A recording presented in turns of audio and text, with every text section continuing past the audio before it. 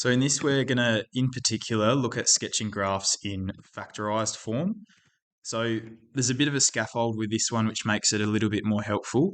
And this is something that you should be putting on your formula sheets towards the test. So we're given the question, using the axes intercepts only, sketch the graph of y equals -2 times y x take 1 times y x take 2. So there's a few things to consider. The first thing is we look at our a value and we see that a is -2, which is a negative number, which is less than 0. So as a is less than 0, the shape is going to be our frowny face or heading downwards. Our x-intercepts we get from our two factors. So we can use the x take p, x take q version, or if you just identify them using null factor, you'll get the same result. So we have x equals 1 and x equals 2, both positive because the form of this is x take p, x take q. Y-intercepts is when we figure out when x is equal to 0. We only have one y-intercept ever, so that's just a typo. If we let x equal 0, y will be equal to, and don't forget to include that number at the front, -2 times by 0 take 1 times by 0 take 2. That is going to give us -2 times -1 times -2. And I like to just keep things in brackets so that we can sort of keep track of everything. -2 times -1 gives me +2. +2 times -2 gives me -4. So let's put all of that together, and I'm going to draw a pretty rough x and y axis. And then we are going to start putting the pieces together. So the first thing we need is our x-intercepts. So I'm going to go, let's say this is 1 and this is 2. So I'm just going to write 1 and 2. I know that I've got a y-intercept of -4. 1, 2, 3, 4, about there. Now, even if I hadn't have looked at my a value at the front, this should be ringing some alarm bells to say that I have to make sure that 1 goes down to -4, or sorry, x equals 1 goes down to y equals -4. But definitely use that first bit of a is positive or negative. From that, I can also tell my axis of symmetry is going to be halfway between 1 and 2, so 1.5. And then from that, I can go ahead and draw a nice little parabola. So again, I'm not looking for, especially not that bad, but I'm not looking for perfection here. I'm just looking for those key identified things. So you've got your x-intercepts, you've got your axis of symmetry, you've got the right direction, and you've got your y-intercept. That will be enough to get you full marks on this question. There's a bit of a nicer version down here from the textbook, which you can see is a much better parabola than mine, but it's the same idea. If we have a look at this one here, we've got a slightly different scenario, and we're going to do this fully off-grid, no scaffolds. So let's say we'll start with A. So A is equal to 2. That's positive. So that means we've got a smiley face. Second thing we're going to do is look at our x-intercepts. For the x-intercepts, we should notice that we've got x plus 3, which is meant to be x take something. So if it's x take something, that means that that's x equals -3, because we've got x take -3. Second one, x take 1, that's in the right form. So we have x equals 1. Third thing that I'm going to do, I want my y-intercept as well.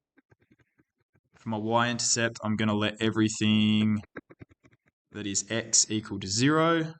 Put that in brackets so it doesn't look like an equation. So y equals 2, 0 plus 3 times 0 take 1. So I get 2 times 3 times -1, 2 times 3 is 6. 6 times -1 is -6.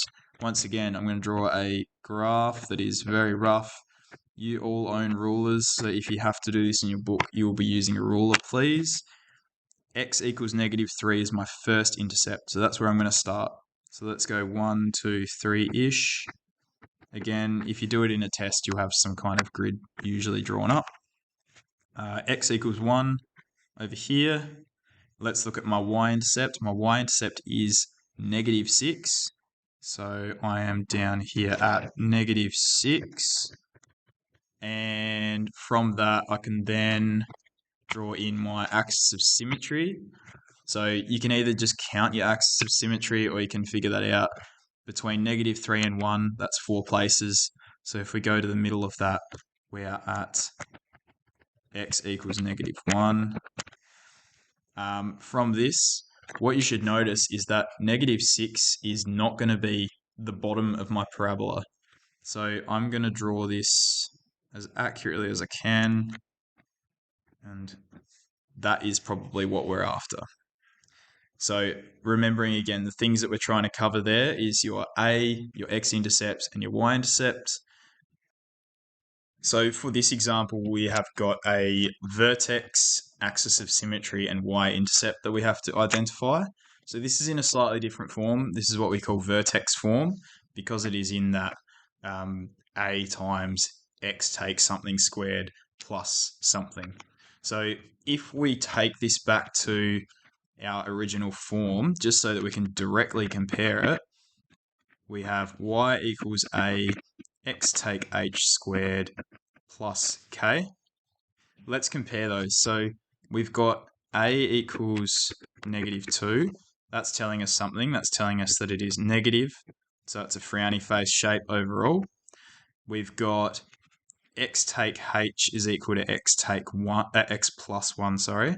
So that means that our h is -1 and our k is just 4.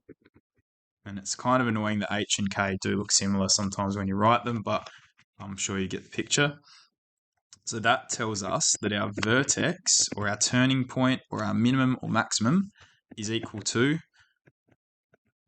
-1, 4 as a coordinate. Finally, we can also find the y-intercept, and we just have to do that using the fact that the y-intercept happens at x equals 0. So y equals -2, 0 plus 1 squared plus 4. So -2 times 1 squared plus 4 gives us -2 plus 4, so +2. Now the question has not asked us to do anything about the x-intercepts. You could potentially find them, but for this part of the course, it is not required. We would need to do a bit of converting potentially, or we could rearrange it so it's in ax squared plus bx plus c, and then put it into our quadratic formula, but then that becomes a bit of extra work. So let's graph it because that's what it's asking us to do. So if we have a look at the knowns, so we have the vertex at -1, +4. So -1 on the x, +4 on the y. We know that it's a frowny face, so that is useful. We also know that y is equal to 2 for the y-intercept. So based on those little bits of information, we also can gather that the axis of symmetry is just going to be directly in line with our x-coordinate, and then we can just go ahead and draw. So hopefully when you draw it, you won't make it so sharp at the top, but you won't be using a stylus on the computer, so you've got a bit more time. That's effectively what we're looking for. We've done it based on what they've asked for, and that has given us some semblance of what this function is doing.